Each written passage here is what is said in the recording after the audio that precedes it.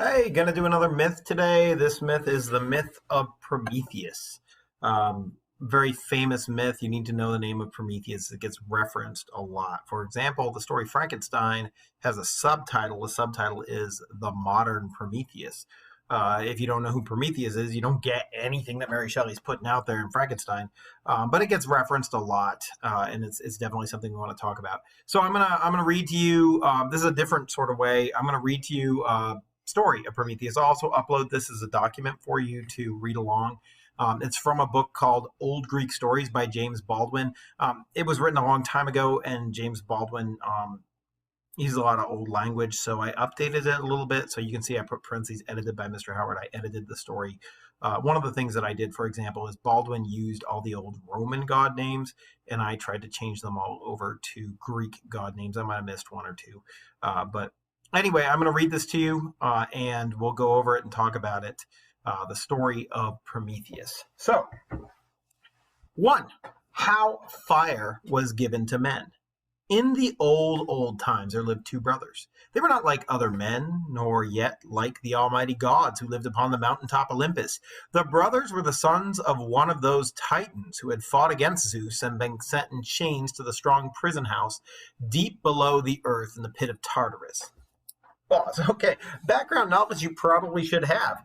Zeus was the son of a Titan. The Titan's name was Cronus, who roughly translates into time. That's why you have like chronometer and chronology, and chron is a root word in a lot of things. But whatever the case, he rebelled against his father and killed him and took over.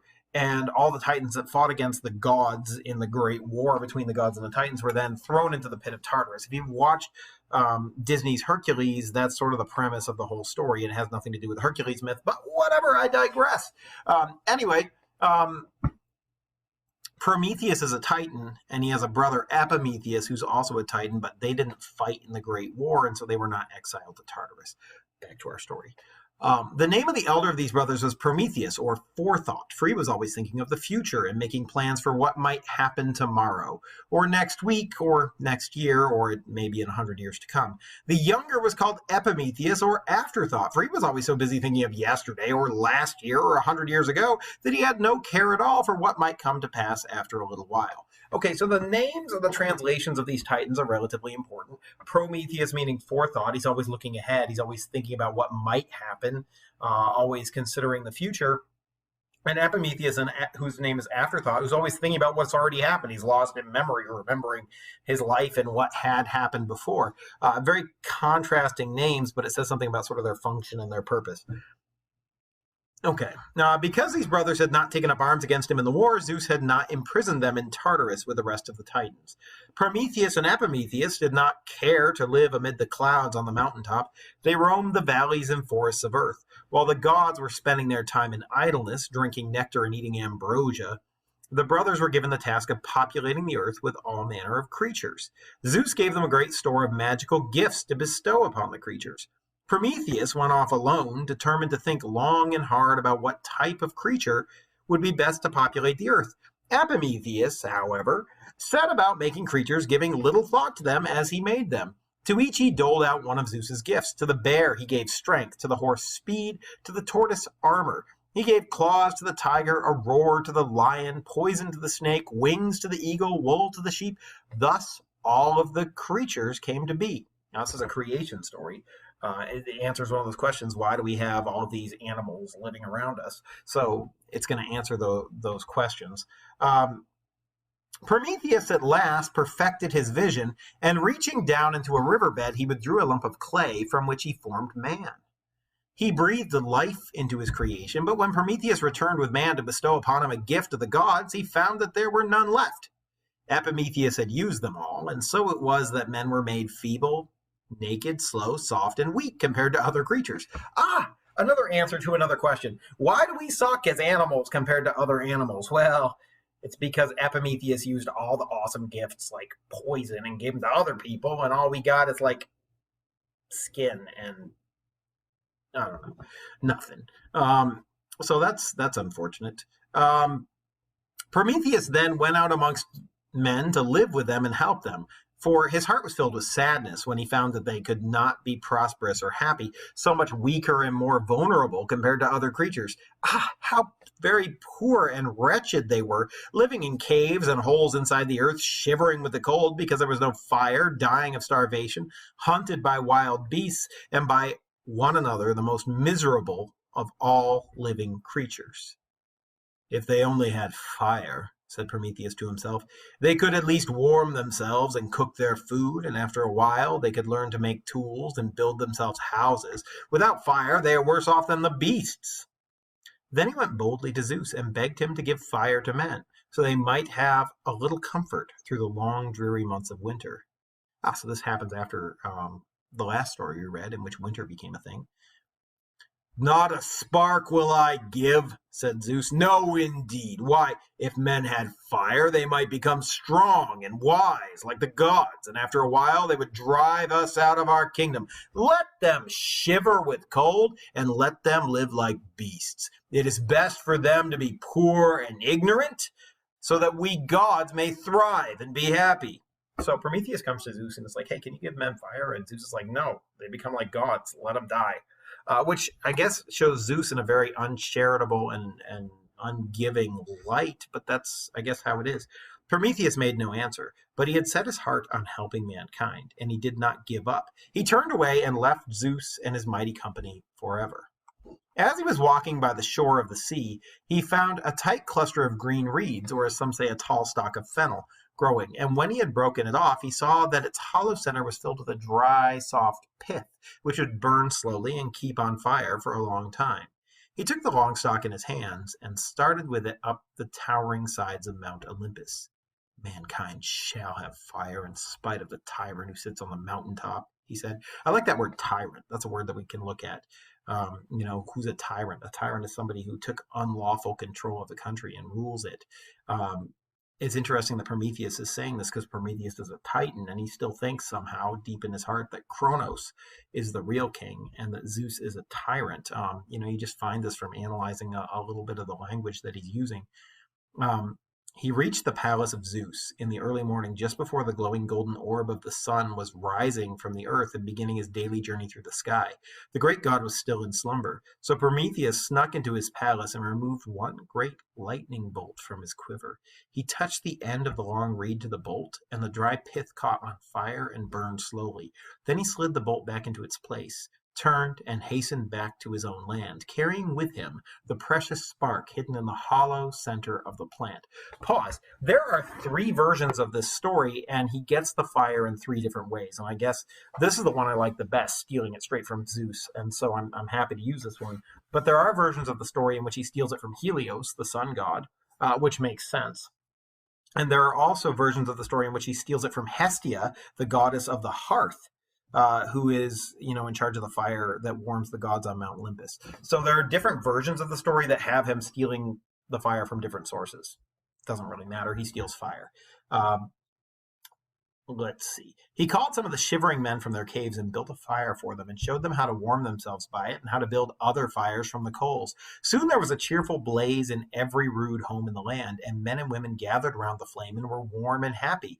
And they were thankful to Prometheus for the wonderful gift which he had brought them from the gods. It was not long until they learned to cook their food, and so to eat like men instead of beasts. They began at once to leave off their wild and savage habits, and instead of lurking in the dark places of the world, they came out into the open air and bright sunlight and were glad because light had been given to them.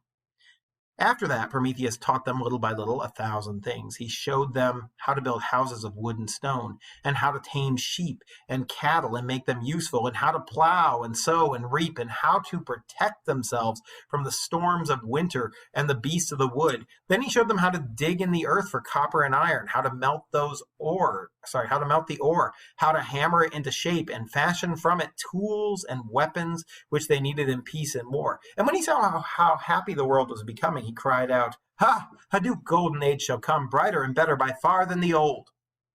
Pause. So what we have here is fire, and fire is an important symbol.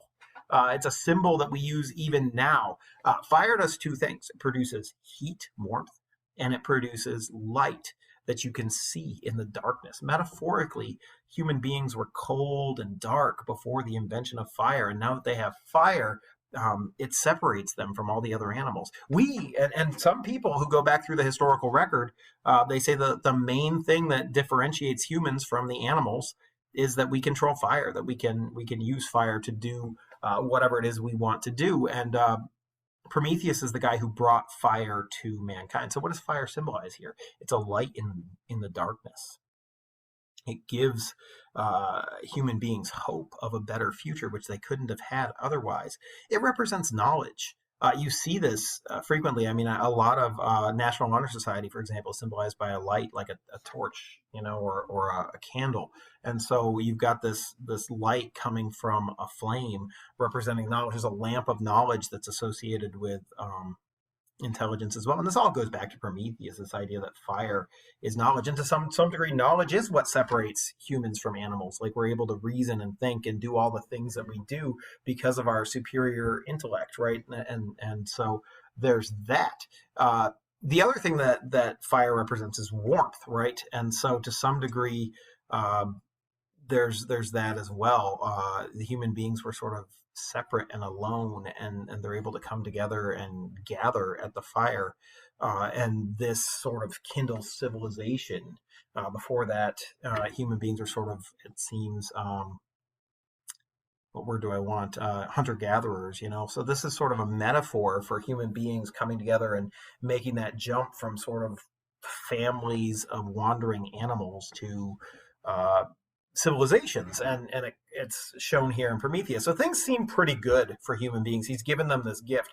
However, he took it from Zeus without Zeus's permission, and that brings us to part 2, how diseases and cares came among men. So the first question, or the first part, answers this question: how did human beings become intelligent? How did we become human? What makes us different from animals? Those sorts of questions. The second part is going to answer another question: why do diseases exist? Why do bad things happen to good people? I guess. And the Greeks take a stab at answering that through the Prometheus myth as well. So things might have gone on very happily indeed, and the golden age might really have come again had it not been for Zeus. But one day, when the Lord of the gods chanced to look down on the earth, he saw the fires burning, and the people living in houses, and the flocks feeding on the hills, and the grain ripening in the fields, and this made him very angry. I think it's interesting. Wouldn't he be happy to see all these good things happening? No, Zeus is like, what? Right? Who has done all this? He asked. And someone answered, Prometheus. What? That young Titan? He cried. Well, I will punish him in a way that will make him wish I had shut him up in the prison house with his kinfolk. But as for those puny men, let them keep their fire. I will make them 10 times more miserable than they were before they had it.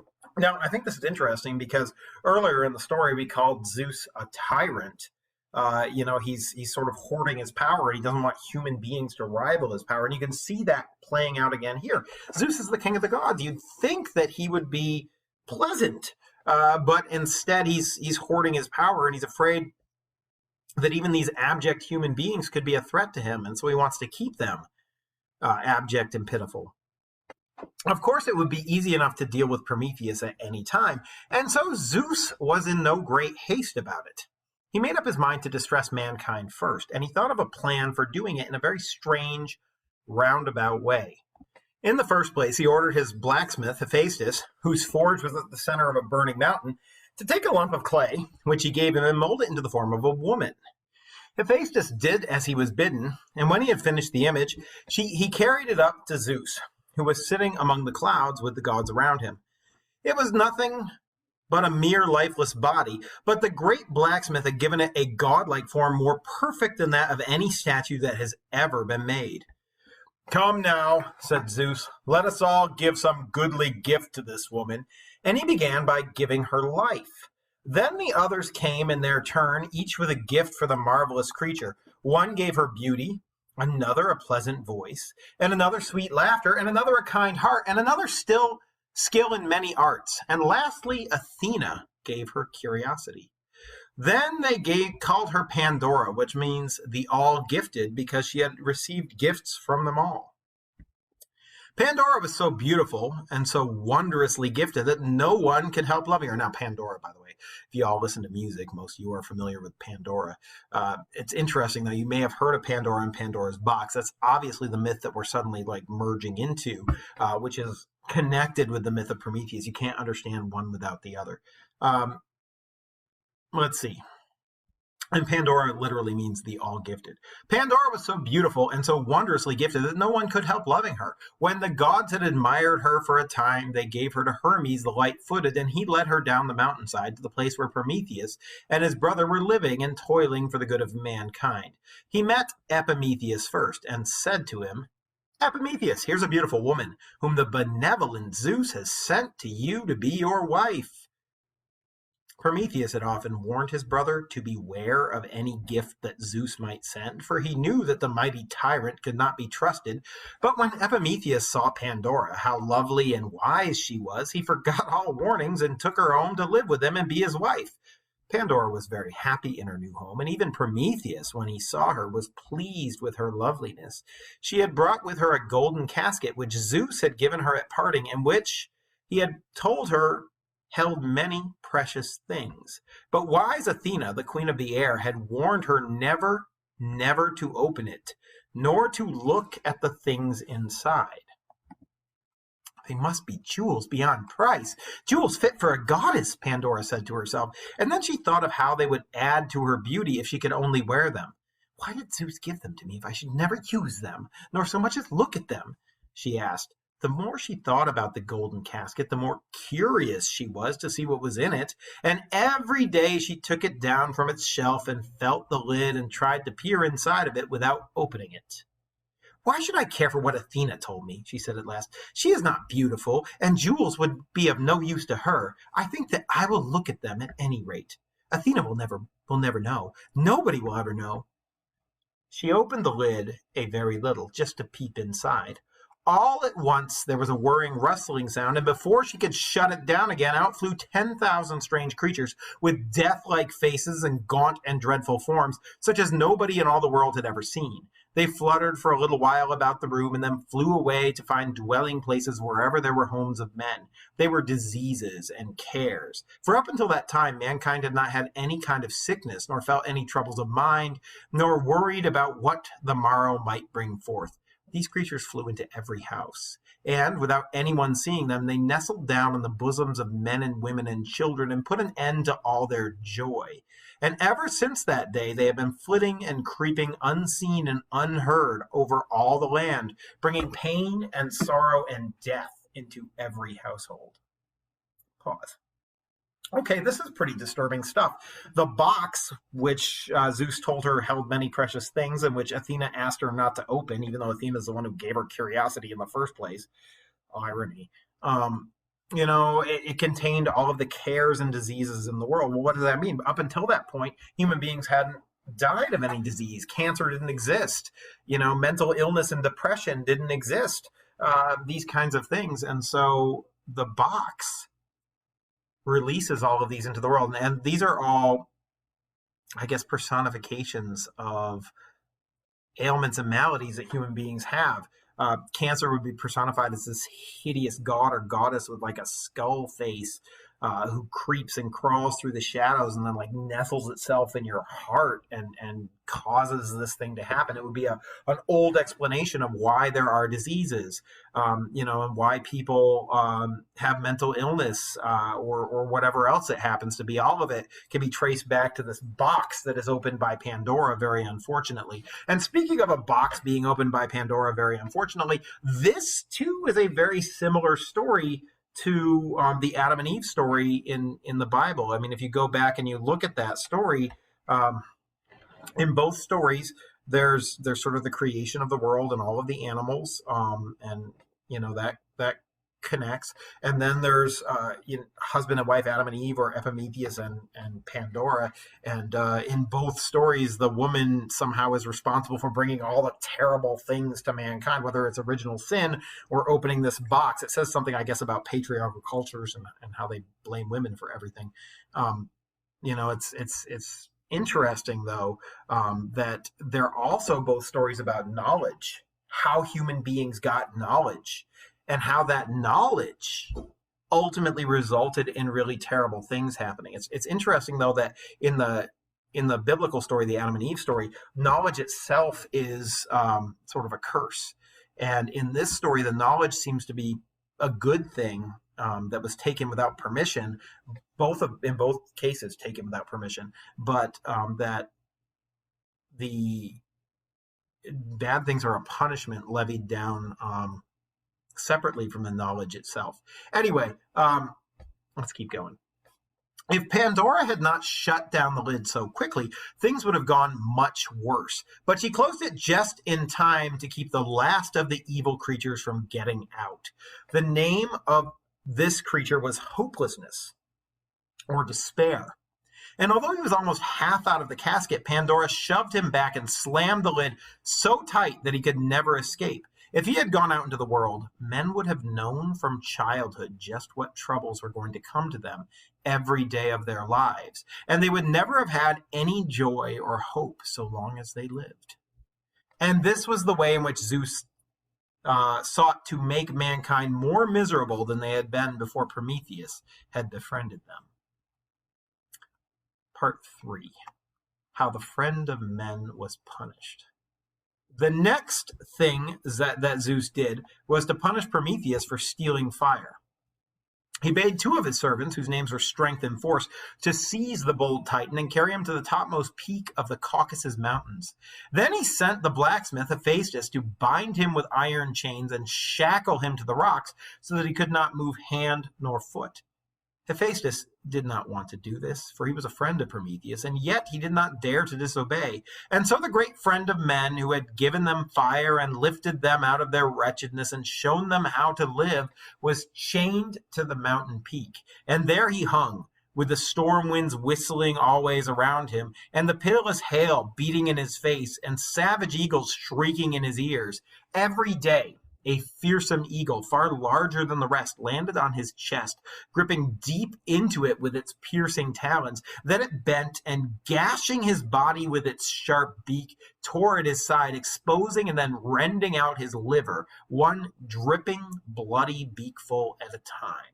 Every night his liver grew back and his body healed, only to be torn and consumed again the following day. Yet Prometheus bore all his sufferings without a groan, and never would he beg for mercy or say that he was sorry for what he had done, because though he was sorry to be punished, he never could feel sorry for the help that he gave to humankind. Pause. Let's analyze this. Prometheus is chained to a rock, and he's chained up there, and a eagle eats his liver every day. Now, there's some stories where it's a vulture that eats his liver every day. There's some where he's chained to a rock by an ocean, and not only is his liver getting eaten out by this vulture, but the ocean spray is salting his wound over and over again. So there's various versions of how this punishment happens, but it's the same punishment. His liver's being eaten out eternally. The other part of his punishment that it doesn't get into here, but it's clearly part of his punishment too, is that he's put way up on this high place because he can look down and see the suffering of mankind. And that's part of his punishment too, to see the way that mankind is being punished for the knowledge that he gave them. But it's also important that he does not repent. He does not say he's sorry. He does not feel bad, because he helped human beings with this knowledge, and he didn't do it for himself. He did it for them. And so he doesn't feel guilt. Guilt is not part of his punishment. Zeus wants him to say he's sorry and to apologize, but he never does, because, as it says, he can never feel sorry for the help that he gave to mankind. This makes him kind of a martyr, as opposed to somebody who's rightfully punished, and adds to Zeus's tyranny. He's punishing somebody for something that wasn't even bad. Year after year and age after age, Prometheus hung there. Now and then old Helios, the driver of the sun car, would look down upon him and smile sadly. Now and then flocks of birds would bring him messages from far-off lands. Once the ocean nymphs came and sang wonderful songs in his hearing, and oftentimes men looked up to him with pitying eyes and cried out against the tyrant who had placed him there. Yet there he would remain until it was his fate to be freed, ages hence, by the joint offspring of Zeus and man, Hercules. Yeah, Hercules climbs the mountain and fights the eagle and breaks the chains and sets Prometheus free. That's one of the stories of Hercules that's worth hearing.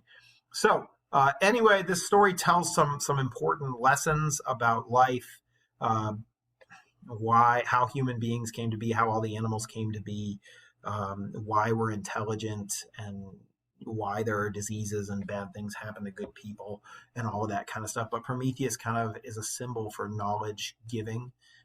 Anytime you have somebody that gives knowledge to somebody else, or changes the very nature of something, we call it Promethean. Um, yeah, so there's a poem by Lord Byron called Prometheus, and I'm going to create another video and read that to you and add it to today's lesson. That's a great poem. So that's where we're going to go next. But if you have any questions about the story or comments and you want to leave them below, feel free to. Thanks for your time and attention.